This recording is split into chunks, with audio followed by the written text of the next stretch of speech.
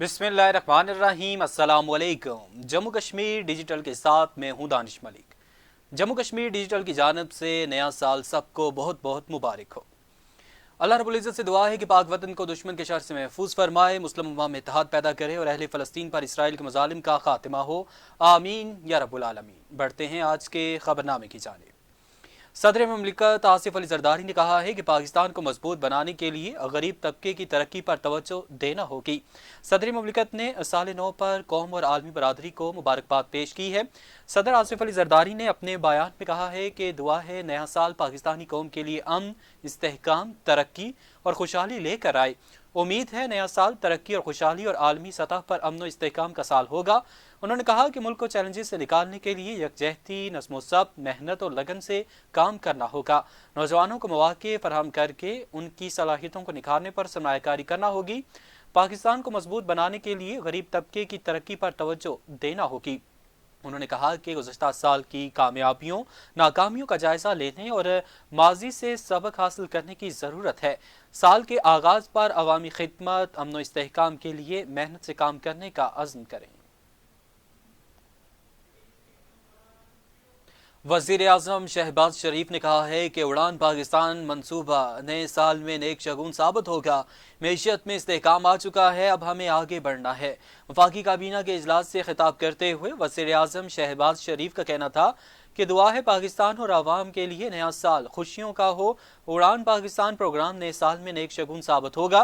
वफाकी वज़ीर एहसन इकबाल, वज़ीर ख़जाना और तमाम काबीना की काविशें बहुत अहमियत की हामिल हैं। उन्होंने कहा कि वजारत पावर, हेल्थ, एनर्जी और पेट्रोलियम ने भी बहुत मेहनत की।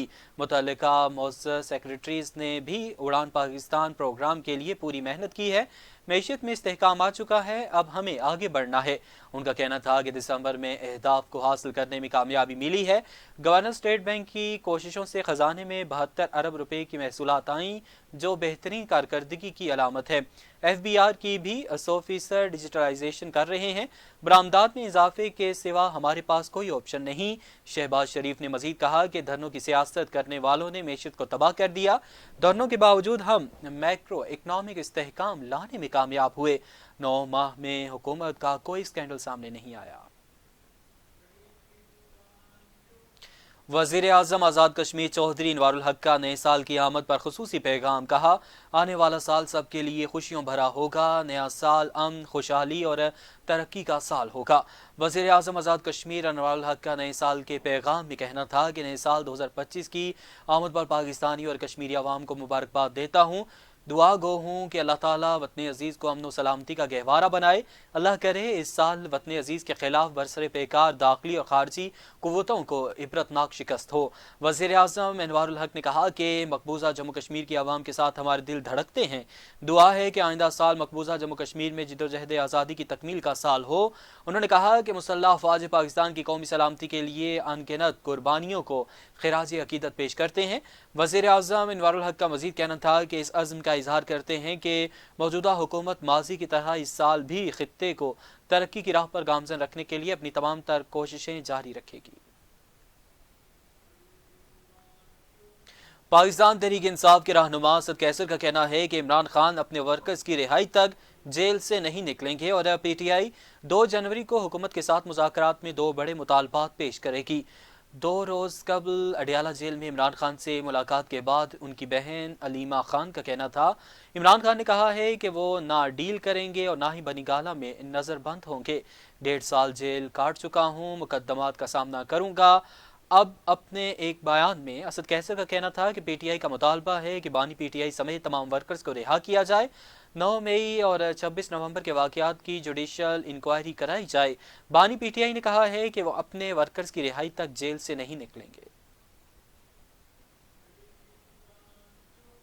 कुरम के मामले पर कोहाट ग्रैंड जिरगे में फरीकैन ने अमन मुआहदे पर दस्तखत कर दिए। कोहाट में जिला कुरम की सूरत हाल पर जारी ग्रैंड जिरगा खत्म हो गया है और फरीकैन ने अमन मुआहदे पर दस्तखत कर दिए हैं। फरीकैन मुआहदे के 14 नुकात पर मुत्तफिक हुए। जिरगा रुकन मलिक सवाब खान ने तस्दीक की है कि अमन मुआहदे पर दस्तखत हो गए हैं। फरीकैन की जानब से 45 अफराद ने दस्तखत किए हैं। मुआहदे के तहत फरीकैन के दरमियान सीज फायर का फैसला हुआ है। फरीकैन मोर्चे खत्म और असलहा जमा कराएंगे। जिरगा रुकन का मजीद कहना था कि रास्ते खोलने और क़याम अमन के लिए मनसूबाबंदी की जा रही है।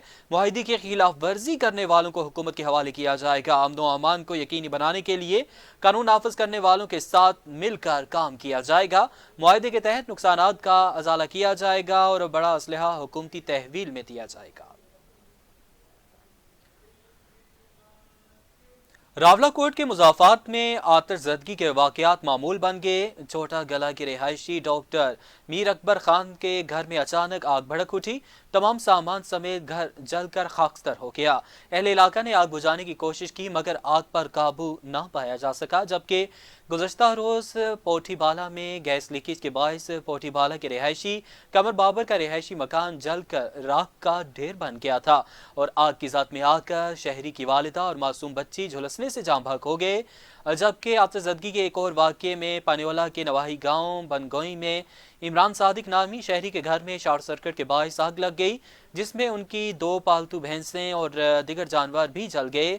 शहरियों ने इन वाक़यात पर रंजो गम का इजहार करते हुए हुकूमत से मुतासरा खानदानों की फौरी इमदाद करने की अपील की है।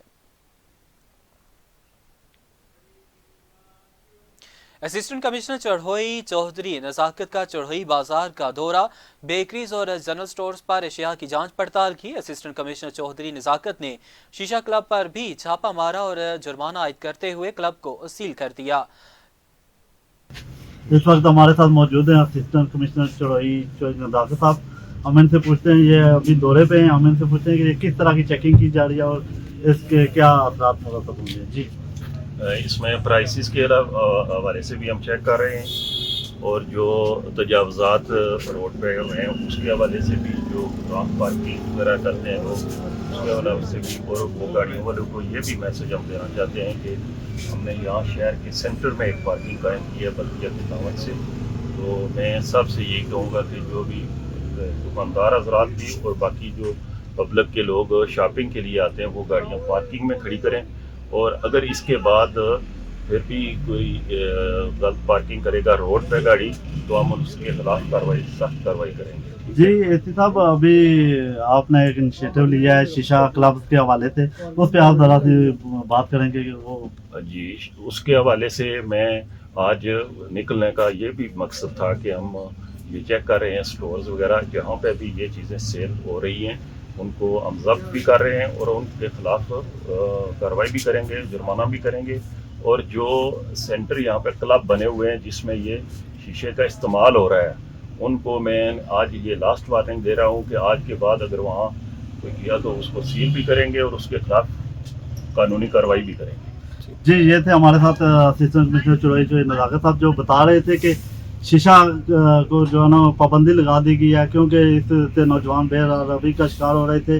मजीद हम आपको ऐसी मालूमात देते रहेंगे। बस आगे बढ़ें और आपको बताएं कि पाक आर्मी की मकामी यूनिट के ज़ेरे तमाम सीज फायर लाइन समानी सेक्टर में मुफ्त मोबाइल मेडिकल कैंप लगाने का सिलसिला जारी।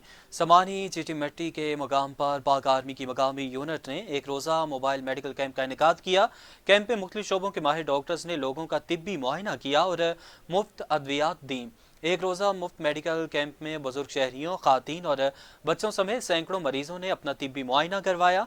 मकामी लोगों ने पाक फौज का शुक्रिया अदा करते हुए कहा कि हम पाक फौज के शुक्रगुजार हैं जिन्होंने इलाके के लोगों को दहलीज पर तिब्बी सहूलियात फराहम की। इस तरह के मेडिकल कैंप्स का इनेकाद होते रहना चाहिए।